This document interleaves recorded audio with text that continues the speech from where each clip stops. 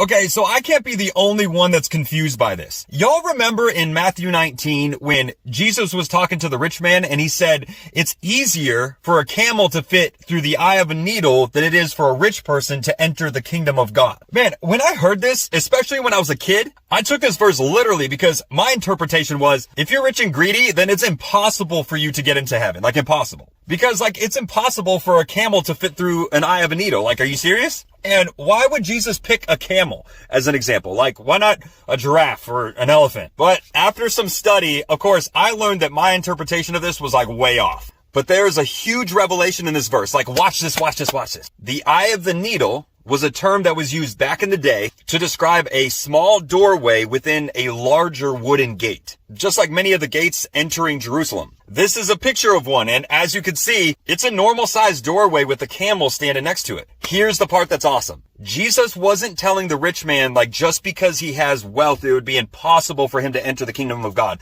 No. For a camel to fit through this doorway or the eye of a needle, the man would have to separate himself as well as to take off the baggage that was on the camel. In essence, the man needed to separate himself from his attachment to money. Jesus was saying, in effect, young man, you need to disentangle yourself from your love of wealth in order to get into the kingdom. You cannot serve both God and money. Notice that all the man would have to do in order to get through the eye of the needle would be to dismount the camel, take off his belongings, and then enter in. And here's another awesome revelation. Are you ready? It wasn't impossible for the camel to fit through the eye of the needle. But in order to do so, it would have to duck down or possibly kneel to get through. Here's my point.